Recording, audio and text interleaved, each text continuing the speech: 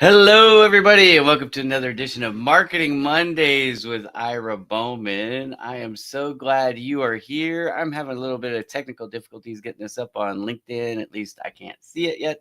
So if you're here on LinkedIn, let me know in the comments just so I know that it's working. I've got my friend Mariella watching on Facebook, and I know it's working on YouTube, but it may or may not be working on LinkedIn at the moment. So we'll see what happens there. But today we're going to do something kind of fun. It's a new year. We talked about that last time, and I want to review marketing terms. There's so many industry specific terms out there for every industry, really. There's acronyms and there's terms that sometimes as a marketing professional, we say these terms all the time: SEO, SMM, so many others. And we just assume people know what we're talking about. However, I know from my other work, I am a waiter. Uh, and so I serve people. And sometimes people ask me, hey, what else do you do? And I tell them, I'm in marketing. We build websites, we do SEO. And as soon as I say SEO, I see their eyes. It's like, I know I've heard that term before, but I don't have any idea what it is. And so I've just started to explain it like, okay, imagine you're on Google and you sell shirts. Your website ranks on page 35. No one's finding you because they're not searching through 35 pages on Google. How do you get your website to the first or second page? Well, the way we do that is SEO. That's what the service is, but the term itself stands for search engine optimization. So that's an example of what we're going to be doing today. We're going to be going over terms that you may or may not be familiar with, but hopefully by the end, you'll have it down and you'll be like, cool, I'm so glad that I came and watched this show today. So I'm going to pull up, I had written an article, I believe it was last year. It might have been actually in 2023, but I'm going to actually pull it up and use that as kind of just a guide for myself to make sure that I don't forget any of these terms, because I spent a lot of time researching it for those articles that I wrote. I actually wrote 2 different articles. So I'm going to pull that up real quick. And in the meantime, if you have any questions, go ahead and drop them in the comments. I'll be happy to answer any of your questions live. Also, let me know where you're watching from. Like, for example, I'm watching here today from rainy Southern California. Yeah, we've been hit really hard lately with fires, but the last day and a half or so, we've been blessed with a lot of rain. All the fires, I believe, are out. In fact, I served some CAL FIRE fighters the other day at one of the restaurants I work at, and they told me that all the fires were out. So now they were worried about, the debris and landslides and stuff like that. But the rain helps to just make sure the ground is nice and moist and nothing else will catch fire, which is a very good thing. So I'm watching from SoCal. Where are you watching from?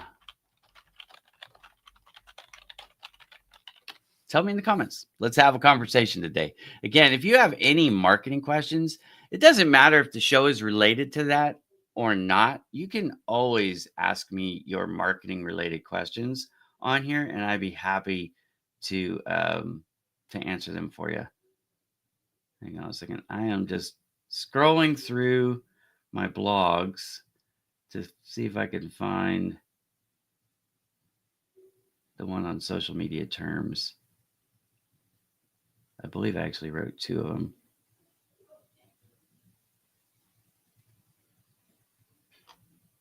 And of course, because I'm looking for it, I'm not having, I should have pulled this up before.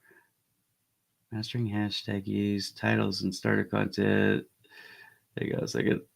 You guys know, if you watch the show, I cannot walk and chew bubblegum at the same time. I have to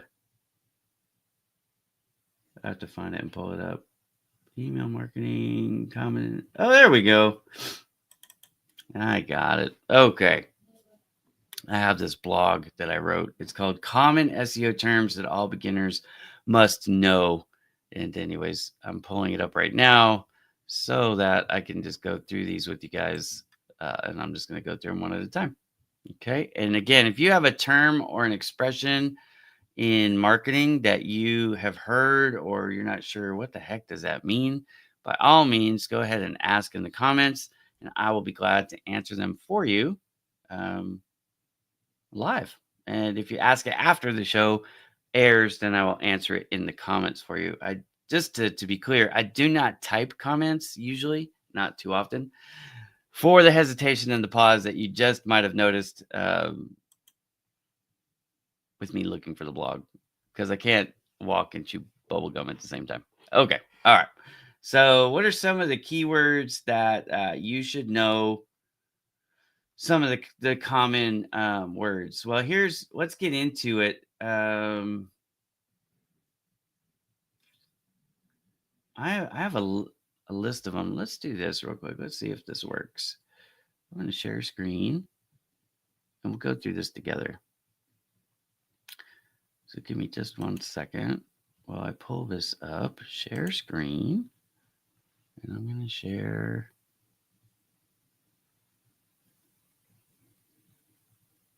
entire screen, and I'm going to share that one. Okay. All right. So here's we go. I've got this article that I wrote. Common SEO terms all beginners should know. And let's see if I can make that bigger so that it's easier to see. Let's find out. I think I can do it under view.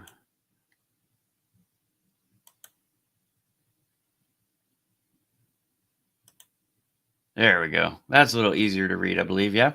Okay. So SEO may seem straightforward, and really SEO, again, what is SEO? SEO is search engine optimization. That is one of the services that we offer here at Bowman Digital Media for people who like know that they need it, but they don't have the time to do it, or they don't have the expertise to do it, or a little bit of both. Right? It's complicated and it's ever changing.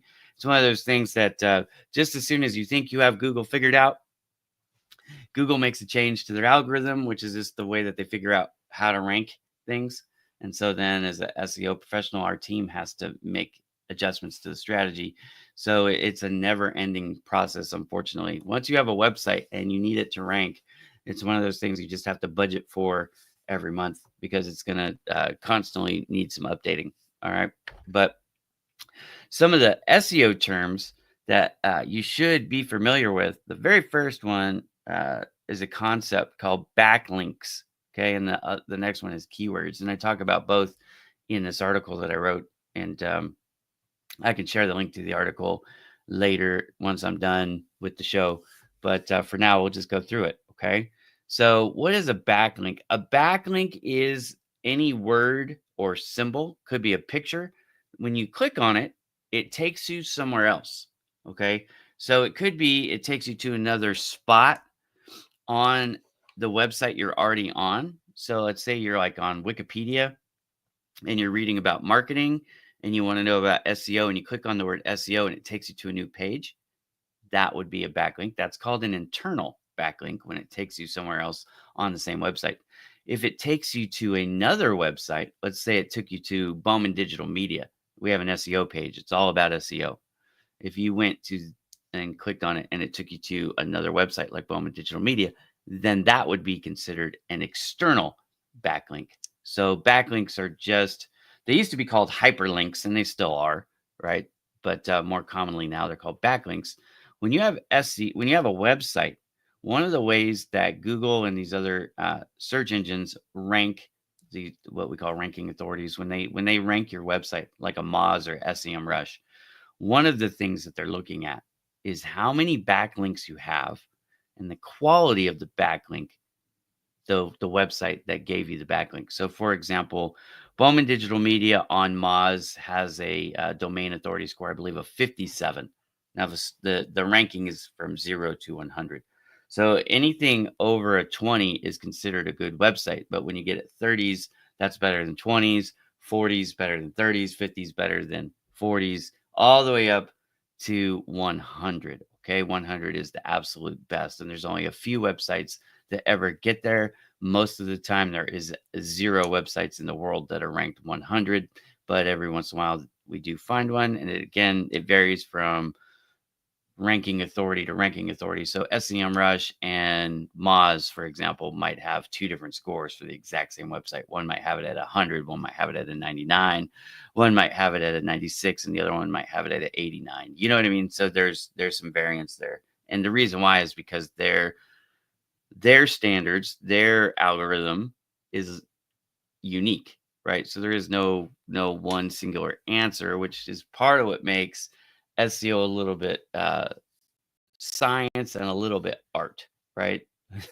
SEO experts are uh, as much wizards as they are engineers or scientists. Okay, there's a little bit of you use your gut and your experience, and it's a moving target. So, anyways, backlinks are a part of that equation. So you not only want to have backlinks on your website, every single page of your website should have backlinks, but also you want to have external backlinks. So backlinks that point to your website, backlinks that point to other websites, and it's helpful when, like I said, very helpful when other websites will then point back to yours. Now, how do you get them to point back to yours?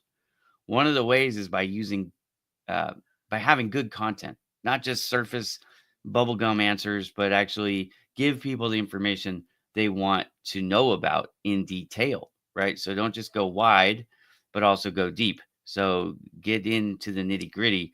Now, with websites, one of the things that people make their mistake on is they use nothing but video content, right? Because they know the people want video content. And it's true, the people do. Over 80% of people are searching for video content online. So they're looking for these videos. That's one of the reasons why I do Marketing Mondays with Ira, because I know that more people will watch the show than will read the blog. However, the ranking authorities, Google, Moz, SEMrush, and all the others, they do not give you credit for the content covered in the video, except for what you write out in the video description, in the metadata. Metadata we'll come back to. Okay. So having the video is great for the humans once they get there, but how do the humans get there? You have to have it written out. Okay.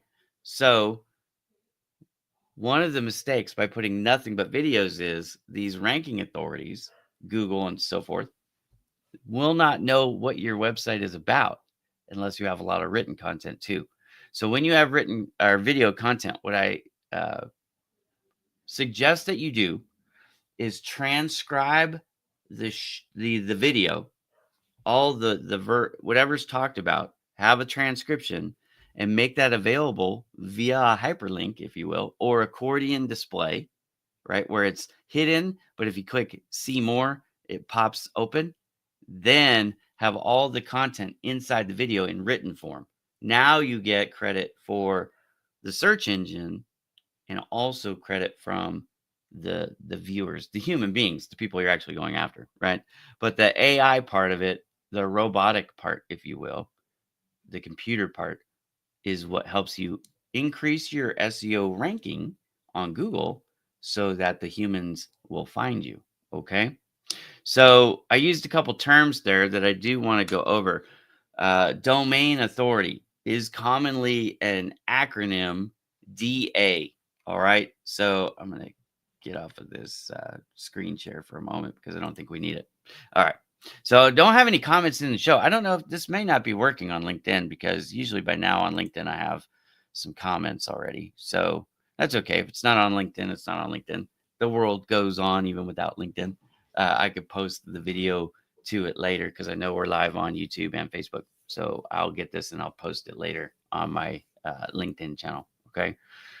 But domain authority is really important. And there are some free tools out there where you can check the domain authority of your website. I'm going to pull a couple up and then I'll share my screen and we can check them out together.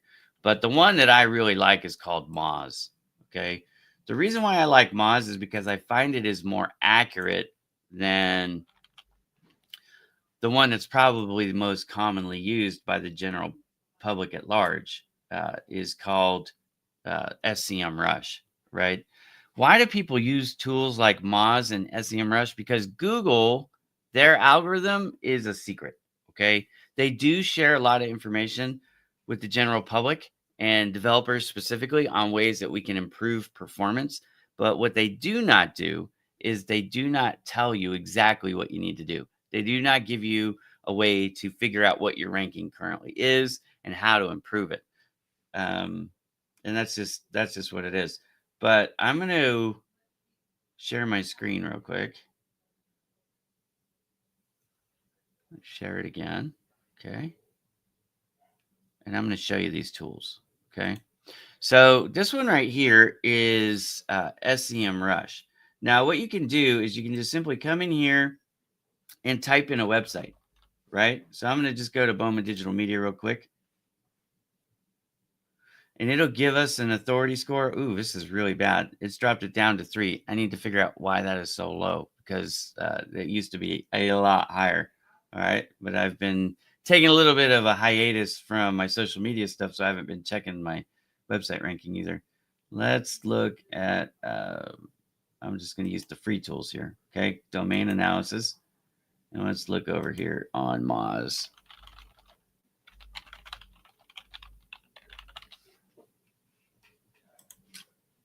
And there is a free use limit. Free use limit, yes. This one, domain authority 57. So that's what I'm used to. So why is Moz and SEMrush so different? I'm not sure. But I've done something that SEMrush doesn't like, and I need to figure out what it is and fix it. Bowman Digital Media got hacked a few months back, and there was a bunch of malware on the website. And so there was all these blogs that were spam blogs for like Russian gambling sites and stuff like that. So anyways, we got it all fixed and cleaned up. And but anyways, SEMrush may still have not caught up to the fix. But here's what you want to see. Okay. You want to see your domain authority score. So now again, this is out of 100. And then your linking root domain. So there's 471 websites pointing back to Bowman Digital Media. And that's good. You want hundreds, if not thousands. Some of the best websites in the world have tens of millions of backlinks, right? So as a small business owner, you're not going to have that, right? But you can get more than, just a few of your friends to do it. You can get up into the hundreds. Again, one of the ways that you do that is by hiring a marketing firm to help you, but you can do it on your own. And I can help you with how if you're interested. So let me know.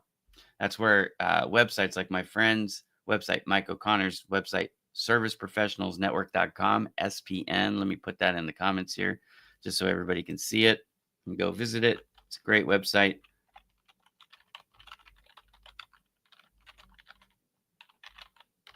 The reason why I'm putting this in the comments, click on that. The reason why I'm putting it there, and the comment, by the way, the comments are all on YouTube today because my LinkedIn is obviously not working. So if you go to serviceprofessionalsnetwork.com, you can create a business directory listing for free, and you'll put your business information in there, including your website. That website will give you a free backlink to your website that Moz and SEMrush and Google will all see and give you credit for. And because Service Professionals Network also has a high, hang on a second. I'm going to just put it in here real quick and I'm going to show you. It also has a high ranking.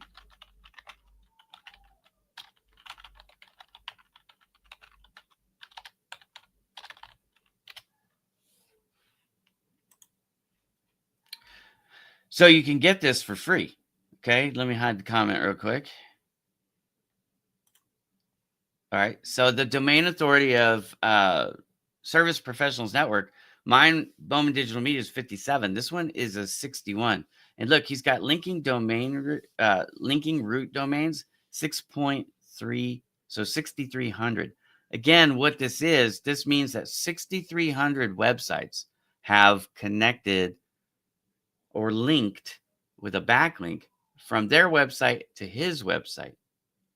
That is a huge advantage for any small business owner that's looking to promote their website. Backlinks are extremely important. That's one of the reasons why we've taken the time to explain it today and how they work. Okay, so go visit serviceprofessionalsnetwork.com, create a free account, create a business directory listing and add your company information and your website to that site. It costs you nothing. And that's one of the ways that you build your website. You find places like that that allow you to create these free business directory listings. You can also write blogs and promote your expertise. And inside the article, have a link from the article to your website that explains even more on that topic. And you don't always want to point it to your homepage, by the way. All right. What do I mean by homepage? Glad you asked. I'm going to be answering a lot of questions today, but I'm trying to do it in a way that makes sense. So let me share my screen and show you what I mean. All right. So if you go bowmandigitalmedia.com, if you put bowmandigitalmedia.com in your browser, okay, you're going to come to this page right here. This is what's called the home page. The home page is just whatever the first page people see when they visit your website. Okay.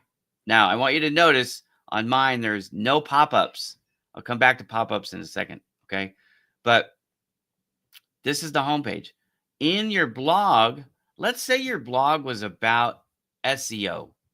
Instead of going to your home page, you might want to click on the page, an interior page. Okay. Homepage is the wrapper. It's what people see when they come to the main URL. The URL is an acronym, URL. Okay. But what it really means is the website address. So if you see somebody who says URL, what it really means is the website address. So don't get confused by that.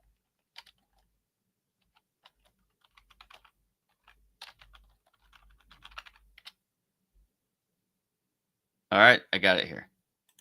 So URL equals the website address. So if they put in bowmandigitalmedia.com, they're going to go to the homepage. But now let's say that article that I was writing for a guest blog is on SEO, which is what I talk about a lot, including one of my TED Talks, right? My second TED Talk was all about SEO. Okay. Even though it was titled Why Google Matters, because over 50% of the internet traffic, over half of the internet traffic is it's driven through Google, right? So this is why we spend so much time on SEO and marketing. Okay. Certainly on digital marketing, which is my area of expertise in marketing. Okay. So digital marketing focuses a lot on SEO. So why do you need SEO? So look, I've got this whole page, and this is, by the way, what I'm talking about when I say accordion content. So when you click on it, it expands. That's an example of accordion content. Now, look, I have a bunch of videos because people want videos, but I also have everything explained in written content. This is an example of how you set up a good page because people won't read it. They're going to browse, and they're going to watch videos and look at pictures. But the bots from Moz and SEMrush and Google and everybody else, and Bing, for example, right? The Microsoft version, they're going to send their spider crawlers and consume all the written data. And not just what you can see, but also the metadata. Again, I will get back to metadata in a minute. Okay. So I need to explain pop-ups and metadata. I'm keeping track of my brain here. Okay. So anyways, you can come through this, and I've got all my packages here. You can see the prices. That's something people like about my particular website is nothing is, you don't have to wait for a quote. You can figure out what you want and see the prices right away. Now, you might need to talk to me to figure out, hey, do I need this one or that one? And that's certainly fine. And we do free consultations for people, but you can get the price right away, including, by the way, I have a 10 video SEO course that is available. So if you want me to teach you on your own schedule via video that you can watch over and over again, that is available. And if you want to watch my TED Talk on why SEO matters, you can watch it right here too. Okay. And then I've got all kinds of, I did an SEO masterclass. I did it for free. I do a lot for free. Okay.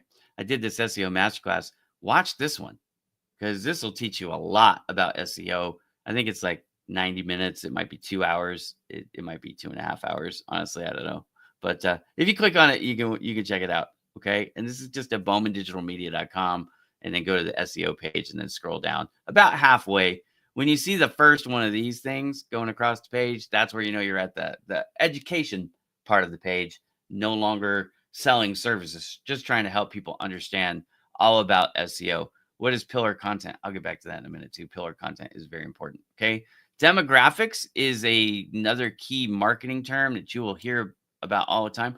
All that really means demographics is groups. It's groups of people. Though the demo that you're looking to reach could be, for example, elderly, female, college educated, or not college educated, could be homemaker or professional, could be secretarial, administrative, could be, you know, leadership. So, like they're in the C class. So, CEO, CFO. I always forget the HR one, right? It's not CHRO. I think it's CHRMO or something like that. But anyways, okay, so the different C's that are in there, the chief operating officers, COOs, right? So whatever the class is, so like let's say you're trying to sell to 18 to 25-year-olds that are still living at home, that are going to school, that are into technology, right? That could be your demo. Whatever your demo is, demographics, that's just your audience that you're trying to reach, okay? So I have a video on what you should be talking about and how you figure out the demo, where they are specifically, like social media. For example, my LinkedIn's not working today and I have no audience. Well, I have one person watching according to YouTube. But anyways, very few people are watching live because it's not working on LinkedIn. Well, part of that is because my demo is primarily on LinkedIn. But I also have another huge audience on Instagram. However, I don't go live on Instagram because I found that nobody watches, so I don't get any return or ROI, return on investment. There's another marketing term for you that people use in business in general. Okay. But the demographic that you're going after should help determine the budget or at least the time and effort that you put in to specific social media marketing efforts. Why? Because while many social media platforms have a lot, oh, right. Got my friend Mariella. She's watching from Southern California as well, but she is up a little bit north of us. And oh my gosh, why is Santa Barbara? Why was Santa Barbara escaping my brain? I don't know, Mariella, but I'm glad to see you. I always appreciate your support, my friend. Okay, so Mariella is a little more experienced, right?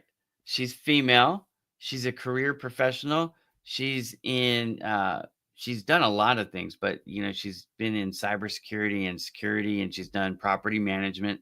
So she's done a few different things. So she fits a few different demos, right? But we know that Mariella uses YouTube. Now, it doesn't surprise me that Mariella uses YouTube. In fact, a lot of Americans use YouTube. Did you know that YouTube is the number one used social media platform by American adults? So 18 and over Americans, 81% at last check, 81% of Americans used. Oh, my wife is on here too. Yeah, she's just in the other room.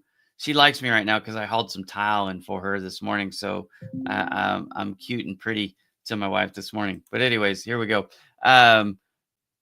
Mariella fits different demographics, but one of the demographics that she fits is YouTube. So by me spending some time using the social media platform YouTube, as opposed to just focusing on Facebook or LinkedIn, which frankly, I'm friends with her on all three. So I'd find her probably anyways. But for the masses, if you understand your demographics and where they like to hang out, and then you invest time and effort there, it's like low hanging fruit. It's a way to generate more results with less effort and less expense. And as a small business owner, I can tell you every penny matters, right?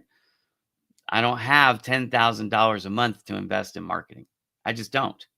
So I have to figure out where the people are that I'm trying to resonate with and then deliver content that is interesting to them in the channels that they're actively consuming. And that's what it really is. All right. She says, people listen to Ira. YouTube has brought us so many new bands and music students at our studio. It's true. And if you want to see Steve rocking out, it's a fun place. I love it. He just updated his studio, and I was following the journey as he was doing the work. And I don't even know if Mariella and Steve know that I watch those videos, but I do. I love them. Anyways, I'm a former percussionist myself. I would say that I'm still a percussionist at heart, but in reality, I haven't played drums in like 10 or 15 years. It's been a minute. I gave away my drum set one year to a family friend, so their kid could have a drum set for Christmas. So that's where my drum set went. And since I gave it away, I haven't had the opportunity to play much. Although I did play in Texas for the church for a while. So I guess that was the last time I played. So yeah, about 10 years ago was the last time I played the drums. Anyways, we'll keep going. Okay, that was demographics. A lot of talking about demographics. I'm going to come back to pillar content in a minute. It is important, but let me talk about pop-ups for a minute. There is a lot of bad advice out there about pop-ups. And here's what it's usually centered around this idea of a chat bot. Like people need to be able to ask you the question to especially AI chatbot right away, which I'm going to tell you is bad advice. Also, I got to get their email address so I can have them subscribe to my newsletter.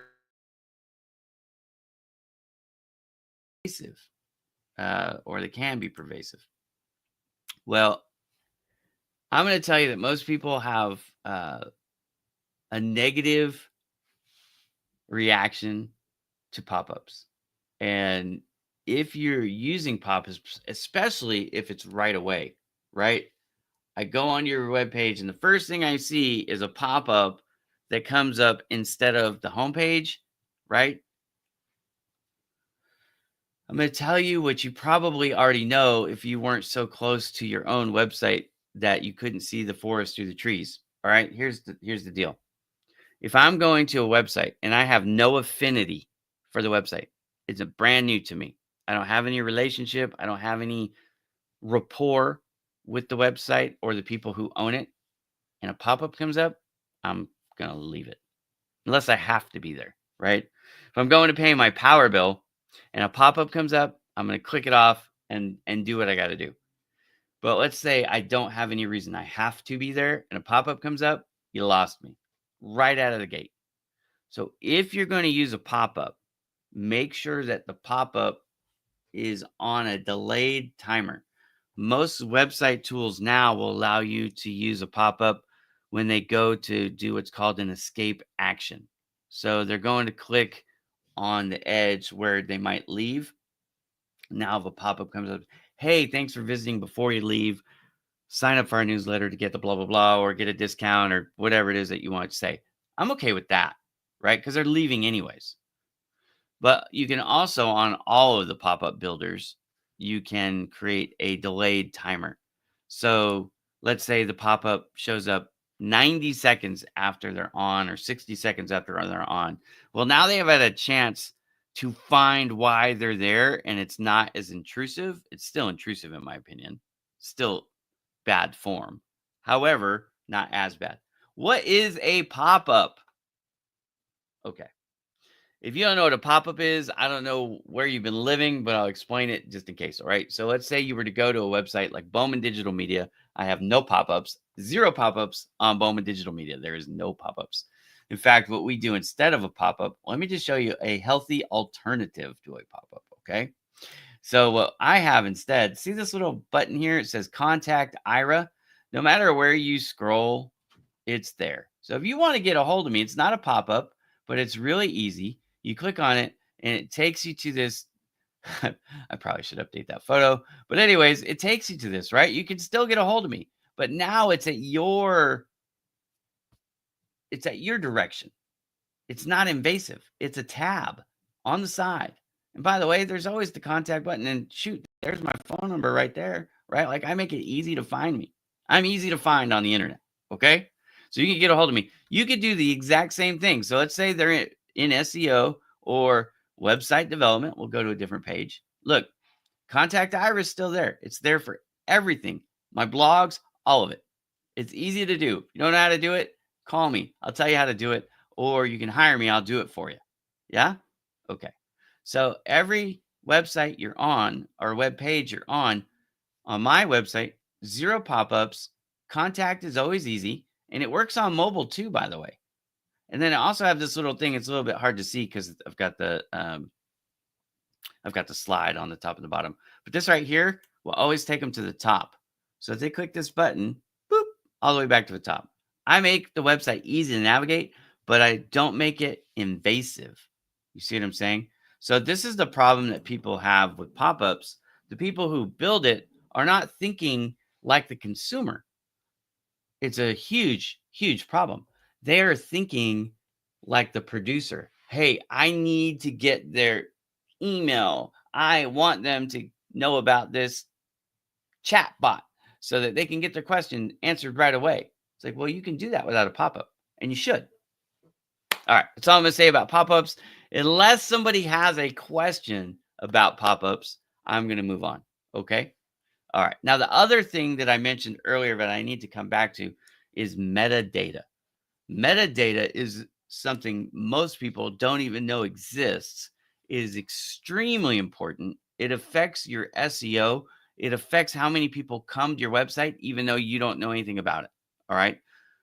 Unfortunately, when most of the cheap website builders out there, and I'm talking about people you hire that build you a website for like $300, $1,000, something really lowball, right? They're not doing anything about metadata. When you use a builder yourself, like GoDaddy, and I don't want to pick on GoDaddy. I mean, I kind of do, but I'm not going to, right?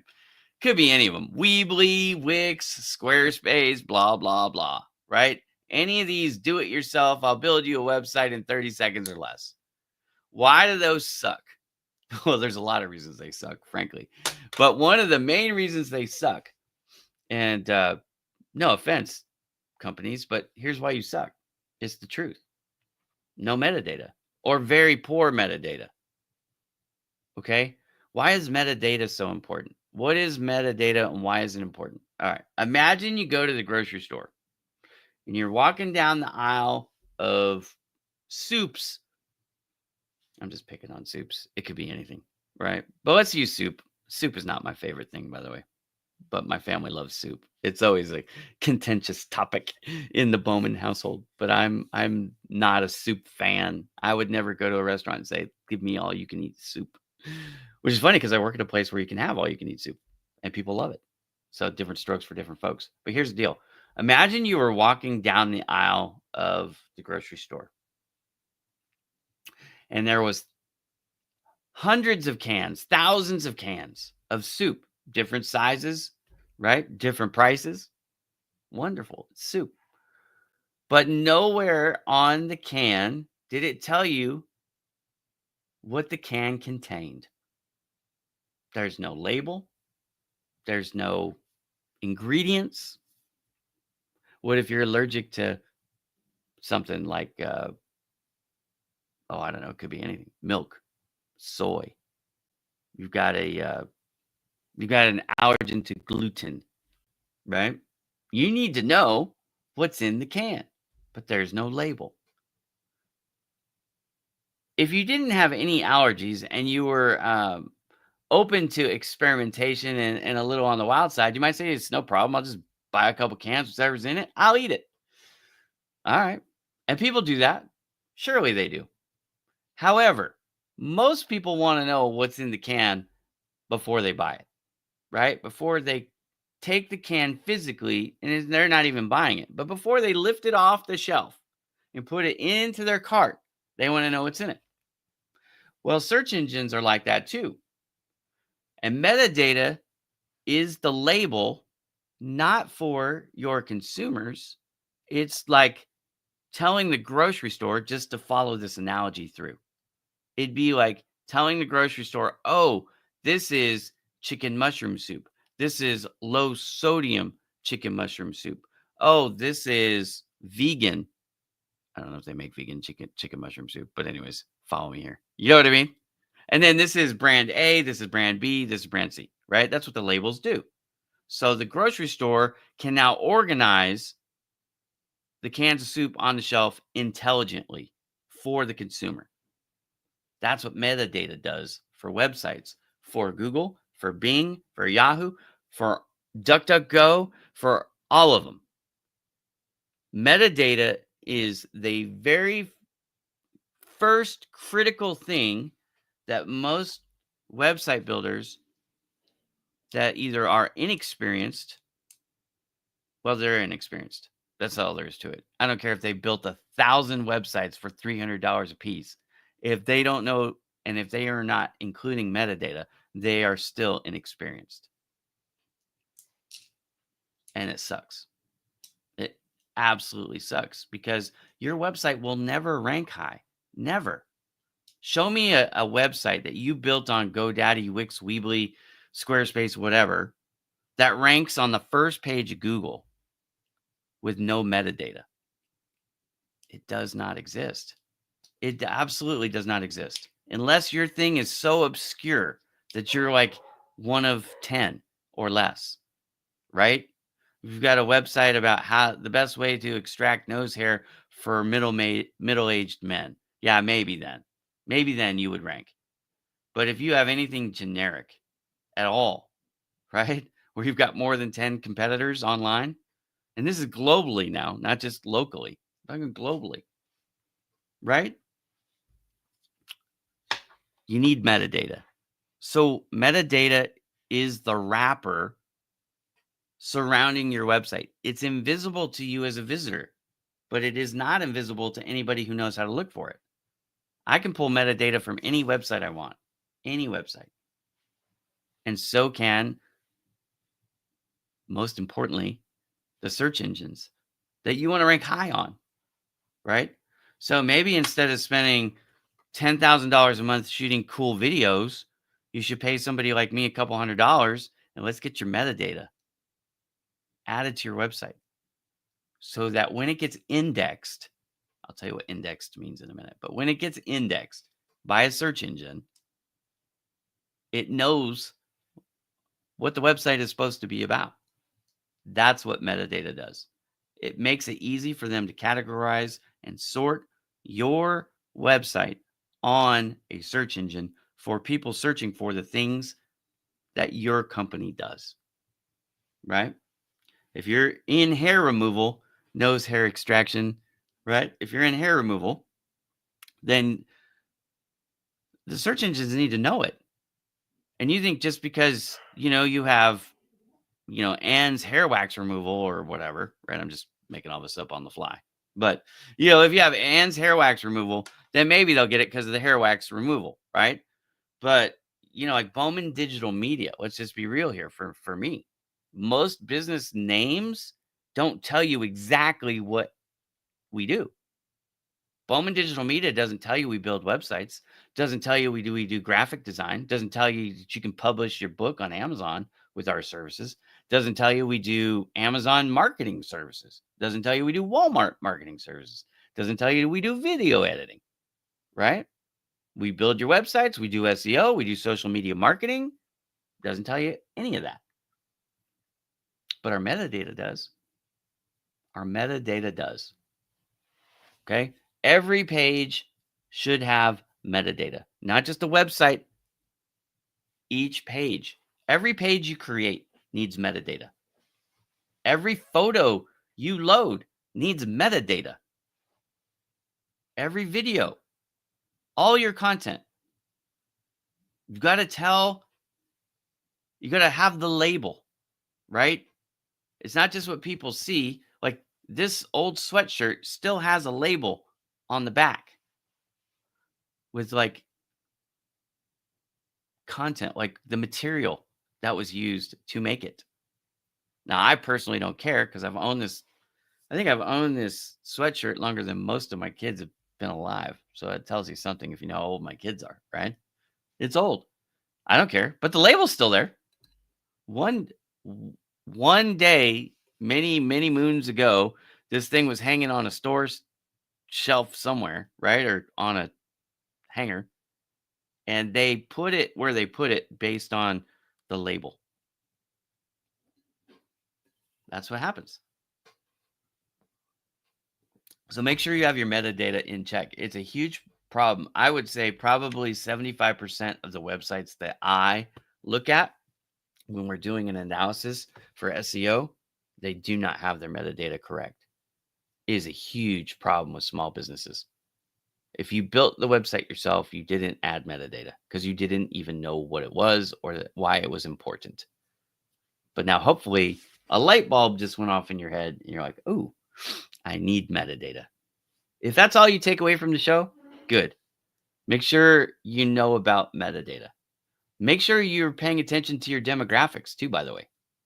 Because like for Steve and Mariala, and if you haven't heard me say this yet, Mariala, get your pen out because this is going to be really important. Steve should 100% be doing TikTok videos. 100%. Why? Because kids are there. And it's not the only place the kids are. They're also on YouTube, but they're on TikTok more. Under 18, more kids are on TikTok than they are on YouTube. So if you want to find even more students, take those same YouTube videos and just repost them, reshare them. You don't have to do anything different. Just create a TikTok account if you don't have one already and start popping those things up on TikTok. All right. And also make sure Steve's website has metadata. And for you, my friend, just call me and we'll figure out how to get that on there for you. Right. We can have a Zoom meeting. You're welcome. I try to make sure that people who watch this show and engage with the show get something from the show. Right. All right. What other words? Oh, pillar content. Let's talk about pillar content. Pillar content is really important. It's become more important than ever. If you don't know this, there are millions and millions and millions of websites. I don't know if there's a billion websites. Hang on. Let's look. I'm going to do a Google search. You guys want to do a Google search with me? Let's do it real quick. Google is fun.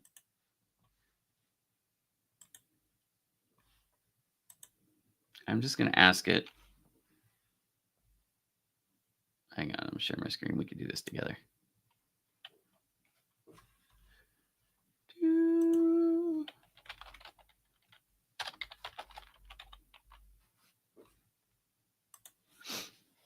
There we go.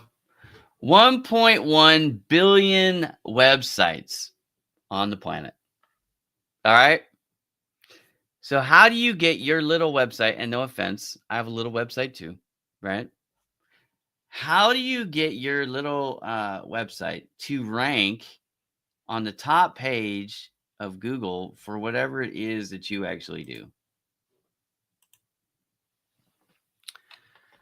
Well, you add metadata, you eliminate pop-ups, right? You have to cover your content thoroughly is another answer, right? You need those videos, by the way. So Mariella, make sure that the YouTube videos that Steve's making, which are phenomenal, by the way, right? Make sure that somewhere on your website you have those videos, and you don't have to have them all on one page. You can mix them up, like what I've done on Bowman Digital Media. So I have my six categories of service that we offer. So the videos that I create that are on SEO, for example, they go to the SEO page. The ones that are about, website design, I put them on, the website page, right? So you kind of break it up. So like his guitar videos or bass videos would go on one, and his, trombone stuff would go on another, and, the drum ones would go on the other, and so forth, right? So pillar content is like, it used to be called cornerstone content. In fact, some people still call it cornerstone content. But imagine you're building a building, right? If you're building a building, and let's just say we're building a skyscraper to make it easy. Okay. So a skyscraper, we're going to have at least 4 pillars, one in each corner, right? Now, I'm not an engineer, so don't yell at me if I'm making a mistake, engineers, because I'm just trying to make a simple analogy here. But let's say we're going to go up like, let's not make it a skyscraper. Let's make it like a 3-story or 4-story building. Okay. You're going to have some sturdy pillars that you somehow, drill down and spike into the ground, right? They're going to be the anchors of the building. Well, pillar content is like the anchors of your website. So in my case, right, in Bowman Digital Media's case, we actually only have 4 pillars that we build off of, even though we have 6 services. And the reason why is I don't write a ton about photography and I don't write a ton about video content. And here's why. It's not that I cannot. I absolutely could and I would love it. But I don't actively pursue photography work and video work as my main sources of income. I have always used that as a supplemental when you need it. One of the things that differentiates, okay, so you're looking for a marketing company. I'm just going to share behind the curtain a little bit, right? When you're looking for a marketing company, usually you need help with your website, with your social media, your website rankings. You're not getting found, right? And why are those important? Well, you need it because you want to increase your sales, right? So the social media and the website service and the SEO service, those have always been the foundations of what I'm doing, right? So when I decided to write my content, I decided to write about graphic design, to write about website design and development, to write about SEO, to write about social media, because those are the things that people are actively looking for service providers on, right? Now, if they're considering 2 or 3 different service providers, I wanted to have something that would help separate me from the competition. So that's where I incorporated my love and skill for photography and video. So you have a small business owner, they need a new website, but they don't have any photos to put on it. No problem. We can come out, we can do a day shoot, 2-day shoot, week shoot, whatever you need, right? We can take the photos, the videos, edit them, have them ready to go, and then use them for social media and website use. So that's the kind of work that we pursue.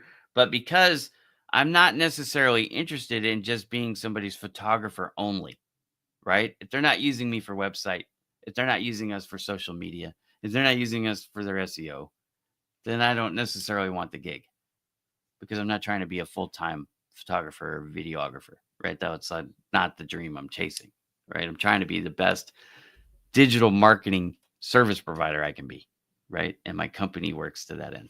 So, anyways, we created the 4 pillars, right? Graphic design, websites, SEO, social media. So we build or write content, blogs, information, articles, provide information, both wide. What does that mean, wide? When I say wide, we're going to cover a lot of different topics. Okay. But usually when you go wide, you just have a little bit of information on each of those. Okay. But with pillar content, you also then drive down deep. You might talk about the history. How did it start?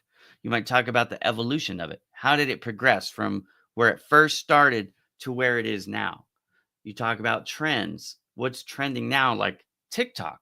TikTok was in the news recently because I think it was Congress. Yeah, Congress had passed a law saying that, they had the Chinese part of it had to sell to somebody outside of China, or they were going to shut it down. And they had a deadline for if they didn't do that, then they were going to be fined. I think it was up to $5,000 a day per user, which, there's 170 million Americans using TikTok, right? That's a lot. 170 million users, American users on TikTok. TikTok has over 1 billion users, but 170 million of them are from the United States. So 170 million times 5,000 each per day is a lot of money. So January 19th rolls around. That's the deadline. So that night they shut it down, right? Well, that made the news, obviously. Even I posted about it on my social media feeds because I do use TikTok. I actually just started using TikTok more, um, frankly, because one of my friends challenged me to see if I could grow it. It's my smallest social media account.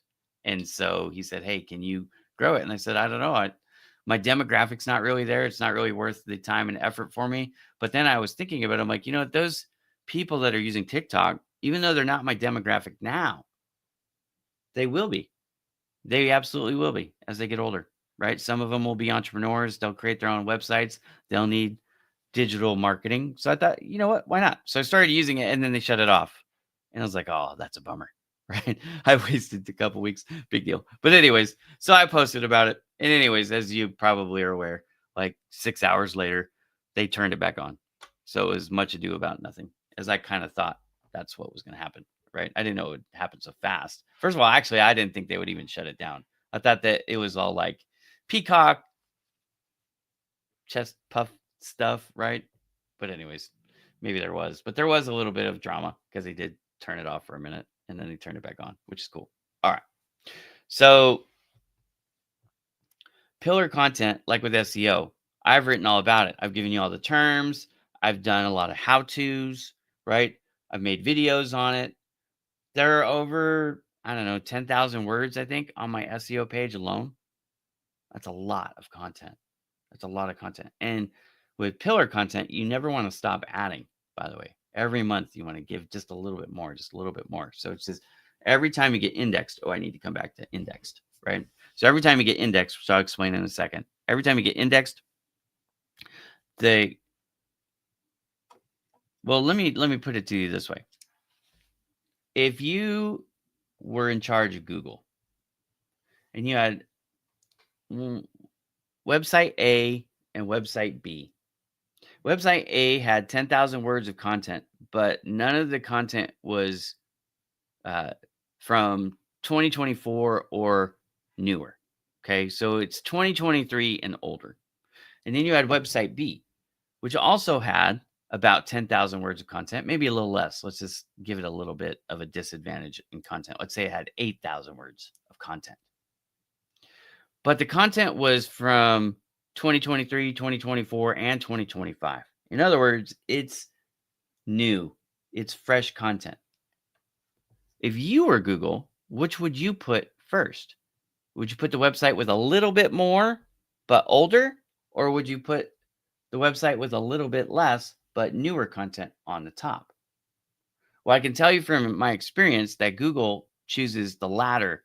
So if in that scenario you have website A and website B, they would put website B on top. Now imagine you're going up against 3,500 websites that have content, the same kind of content that you have on your website, on their websites.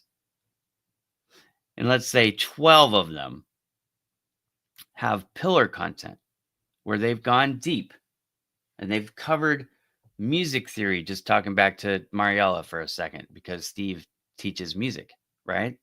So if you have on your website, not just, Steve can give you music lessons, but you also talk about music and the history of music and the theory of music. And then you break it down by the different instruments, right? You talk about, good technique and how to warm up and some of the most famous musicians who played that specific instrument. You see where I'm going? That's going deep. It's wide and it's deep. And you add new content like that every month. And there's only 12 of the 3,500 in this hypothetical, right? Those 12 are more likely to rank higher, especially if, remember, we talked about hyperlinks, backlinks in the beginning of the show. If you add a lot of hyperlinks, backlinks to that pillar content, then you're more likely to also get a lot of or rank higher on Google than your competition. Now, we only have a couple minutes left, okay, because it's an hour-long show. So I want to talk about indexing, because indexing is another key insider term that most people have never heard of. Indexing happens frequently by search engines like Google, Bing, Yahoo, DuckDuckGo. It also happens by those domain ranking sites that we were talking about earlier, SEMrush and Moz and others. Okay. So what is indexing? Indexing is when they have, okay, it sounds weird, but there's this old There's this old term called crawling a website. It's been around longer than I even knew the internet existed. All right. Before Al Gore invented it, if you will. All right. So before Al Gore invented the internet, uh, I'm just kidding. Right. But it's been around a long time. Okay. So what is it? Indexing is these search engines or these other websites will come to every website eventually. Like Google, for example, will do it no less I'm sorry, no more than 4 days. So it has to be at least 4 days, but no less than 30 days. So every 4 to 30 days. Ooh, apparently I am on LinkedIn because I just got a message from somebody on LinkedIn. It's my friend Lynn. Yay. Yeah, no worries. I'm happy to do it. And I'm glad to see that I'm on LinkedIn. Let me see if I can find it on my own. I'm watching the wheel turn. It's turning. Yeah, it's still not working for me. I don't know what's going on. Oh, it is there now. I see it. Okay. I'm going to join there too. Give me just 1 second. I'm going to click on it myself. They changed the way this works, apparently. Okay. I am here and I'm going to make a comment real quick just to let everybody know that I'm here.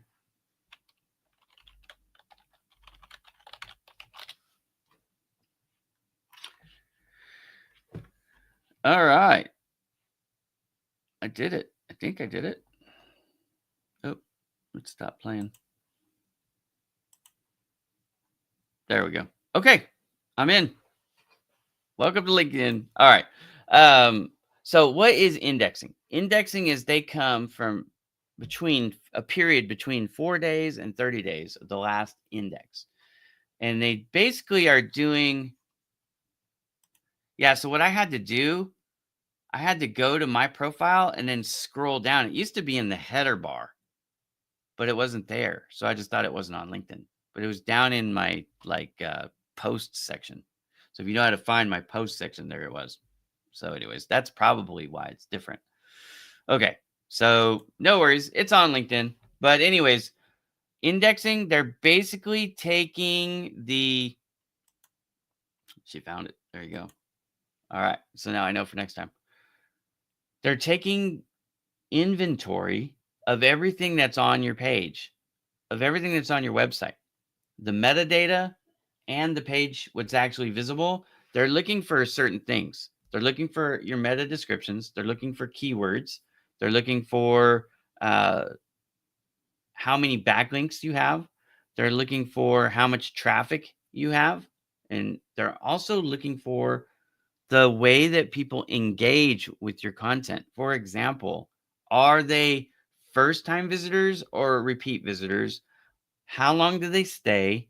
What do they click on? It's called dwell time or engagement time. Okay, depending on what tool you're using. But are they reading your blog? Are they watching your videos? Are they listening to the audio files? What are they clicking on or not clicking on? So every time they click on something, it helps you because they're validating that they're actually there consuming the content. They're not just have a browser tab open and then they're not really there. I have 1, 2, 3, 4, 5, 6, 7 tabs open right now, but I'm really only using this one at the moment. You see what I mean? So how does Google know, or how does Moz know, or how do these people know what you're doing? Well, if you're smart, your developer has enabled Google to be able to track what's happening on the back end, right? And in exchange, you get access to their Google Analytics. Well, by giving them that access, they can track who clicked on what, where they came from, how long they were there.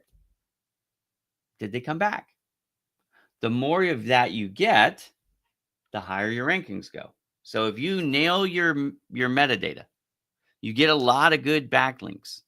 You have your pillar content set properly. You get good user traffic and you get good engagement. Then your SEO scores will rise. Your rankings will rise on all the platforms, on DuckDuckGo, on Yahoo, on Bing, and on Google. Google most importantly. Why? Because frankly, if you take Yahoo, Bing, and DuckDuckGo, and you add them all together, it's less than 5% of search engine traffic. Over 95% of search engine traffic happens on Google. So you still need to pay attention to Google more than anything else. However, anything that's Google friendly is also friendly for the others. So it's not like you have to only choose Google. You can do what we call white hat SEO. White hat just means that it's Google approved, right? If it's black hat means that Google doesn't like it. They've specifically said if you do this, we will delist you from our search engine. Delisting is like the death nail of your website. If you get delisted, build a new one with a new URL, new website address, start over, because there's no coming back from a blacklist violation. If you get delisted, that's game over for that website. You have to start a new website. Okay. So, how do you avoid getting delisted? Make sure that marketing company that you are working with doesn't use another term called gray hat. They don't use black hat for sure. Gray hat is where it's ambiguous. Google hasn't said specifically you can't do it, but they also haven't said specifically that you can do it. You want to stay away from gray hat, because gray hat, even though it's not black hat today, could become black hat tomorrow. And now you have to prove that you weren't doing it when it wasn't illegal. So it's just safer to stay in the white hat zone. And there's plenty to do. There is plenty to do in the white hat space. You don't need to go gray hat. Gray hat's like trying to cheat, right? And again, you're not technically cheating because they haven't told you not to do it. But I've seen a lot of people skirt that gray hat and get bitten for it later. So just be careful, right? Make sure you're utilizing quote unquote experts who are actually experts, right? I study a lot. I am a nerd. But you have to have integrity. This fake it till you make it crap is crap. It's crap. It's dangerous. If you're using somebody who knows more than you, but they don't actually know what they're doing, you could get in a lot of trouble. You can waste tens of thousands, hundreds of thousands, millions of dollars doing something that you thought was a good idea, that an expert would have told you it's not a good idea. But somebody who isn't an expert doesn't know. They know more than you, but they don't know enough. Those people should not be leading your campaigns, right? Fake it till you make it is not good. Now, I'm not saying that you don't try new things and failure is bad. Look, failure is how we learn, and I'm fine with that, right? But be honest about it. Be honest. I haven't done this before. I'm going to do it for the first time. We might have some unexpected hiccups. At least then you know what you're getting into. You can make a judgment call, right? Anyways, all right. Talked about indexing. Indexing is done by what we call spiders or web crawlers. Okay, it's kind of the newer, hipper, more contemporary way to say it. But anyways, these bots will come in and they will go through the different stuff. Now, again, this is where metadata is important. You might have some stuff that's old and you don't ever intend to update it anymore. You don't want to kill it, what's called content pruning. Too many people are taking those pages and just deleting them. Well, don't. You might have 100 backlinks, right? From the old website to that, and you still get credit for those backlinks. So if you prune it, in other words, if you delete it, those backlinks now actually cause a problem. They cause 404 errors, page not found errors, and that will ruin your rankings. So instead, what you do is you get a robots.txt file. And if you don't know what that is, you shouldn't be doing it. Hire somebody like me who can help you with it, right? We'll create the robots.txt file and we will list those pages on that file. Now, what we're doing in the metadata is we're telling the search engines, hey, we acknowledge these pages exist, but we no longer add new content. So please do not crawl these pages. And they will not. And they will focus their efforts on the new stuff. A sitemap, right? You need to have a sitemap. The sitemap is not just for your visitors. The sitemap is also for these indexes. Also, another thing, we should have talked about this too. functionality of your website, you're getting graded for SEO, how fast your site loads, brand new, no cache, and also I'm explaining digital marketing terms. That's the show. And so, common abbreviations, acronyms, terms that are used in marketing. Like I just used the word index. So I'm explaining what index is, right? The show's been on for an hour though, so there's a lot that you missed. But welcome to the show, Aaron. It's good to see you, brother. All right. So before I leave, I want to talk about the pillars again of search engine optimization so you can take your website and rank it. It includes site speed, and the final thing is functionality. Every button, tab, video needs to work continuously, right? So if you have a link from this to that, then that needs to actually work. If you have a video, when it press play, it needs to play. If you have accordion content that's supposed to expand, when you click it, it better expand, right? From this page to that page, you have a blog that you wrote.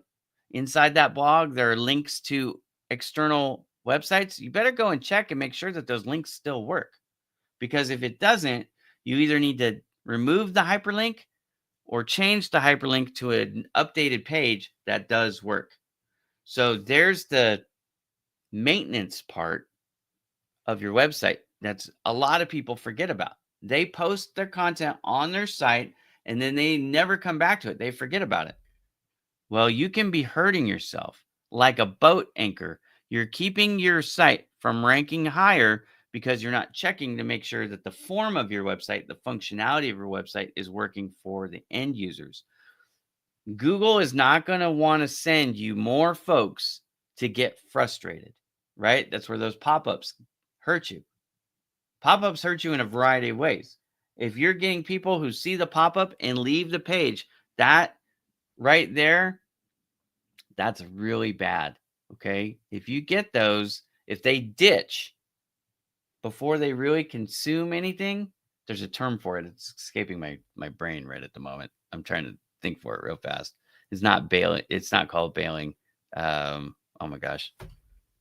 My brain just froze on me. Sorry, guys. But anyways, you don't want them to leave. If they leave before they consume anything, that really hurts you because Google is tracking that. Okay. Search engines are tracking that. So you need them to like consume something. You want them to click everything and become a customer ultimately, right? That's what we want. But the worst thing that can happen is your website takes too long to load. They don't even see it. They bail before you even get loaded, right? Bounce. Thank you, Lynn. Oh my gosh. Your bounce rate is extremely important. It's good to have friends that pay attention. She helped me out. All right. So if your bounce rate is high, that is bad. So your load speed, what are you targeting? Well, in SEO circles, we target 3 seconds, right? That's the first threshold. So if your website loads in more than 3 seconds, that's a huge problem. You need to fix your site speed. Ideally, you want your site to load in like 1 second, 1.1 seconds, 1.2 seconds. Super fast. And there are free tools out there where you can check it. So just go to one of those free checkers, Google free site speed checker. GTX will come up. You'll go to GTX and you'll check your website speed, and you'll get a number of seconds, but then you'll also get like a little green, yellow, or red. If you're getting a red and you don't know what to do, again, you can call me. But anyways, digital marketing or marketing in general, we have a lot of terms. We just barely scratched the surface. We basically covered some SEO website terminology today. If you have a question and you didn't get it answered, by all means, continue to put comments in the comment section. I'll be happy to answer them again in the comment section, or you can save them for the next show. Marketing Mondays happens on Mondays. I'm still playing with the time. I intended to come earlier, but just in full disclosure, I slept in. So there you go. I didn't get up early today because I've been working crazy long hours, not only with Bowman Digital Media, but also with the restaurant work that I'm doing these days to help cover the bills. So I'm I'm not young anymore, guys. I'm not a spring chicken. So this physical labor work is wearing out my body, but it's good. It's good to get out there and serve tables again. I enjoy it. I love interacting with the public at large doing it. So there you go. If you need me for anything, you can find me. I'm on LinkedIn. I'm on Instagram. I'm on YouTube. I'm on Facebook. You know that because you're watching me from one of those. Also, you can find me on Twitter. Now, my Twitter account somehow got taken away from me, so I had to create a new one. So you can find me on Twitter. I'm Bowman Digital Media. It's me. It's just not Ira Bowman. And then you can also find me on TikTok if you want to see. I've done a variety of things, but I'm trying to do helpful stuff. So if you want information about, waiting tables or marketing or photography, that's pretty much stuff. I do tell some dad jokes on there too, because I figure TikTok's kind of fun. So I'm just playing with it a little bit just to see what works for me, and we'll go from there. It's kind of like the wild, wild west of Ira. You don't know what you're going to get, but it's fun. I try to make it fun no matter what I'm doing. Also, by the way, if you're watching this and you're in Southern California and you're a job seeker, Lynn, you might be interested in this for some of your folks. I am donating tomorrow. I'm doing free headshots for any job seeker in Southern California that needs a free headshot. I'm going to donate my services, so they have to pay nothing. So just have them reach out to me by tomorrow, because it is tomorrow, and I'll get them the time and the location. But they don't have to spend anything. All they have to do is show up. I'll take the photo. I'll edit the photo. I'll send it back to them. They can use it for their headshots, all for free. So there you go. Oh, you're close by, Huntington Beach. Yeah, so if anybody needs a free headshot, there you go. It's available to you. So if you need a headshot, Aaron, let me know. All right, guys, this has been the latest episode of Marketing Mondays with Ira Bowman. We were talking about marketing terms and acronyms and defining them for you. So if you need help with your marketing or you have a question about a marketing term, go ahead and send it to me in the comments. Otherwise, plan on joining me next week. I start the show at 11 a.m. Pacific time. That's 2 p.m. Eastern. Again, you can always catch it live on YouTube, Facebook, and LinkedIn. Or if you miss an episode, you can either find all of them on my YouTube channel or go to bowmandigitalmedia.com and go to the Marketing Mondays tab. And all of the episodes are there too. I hope you all have a wonderful day. Thank you so much for watching.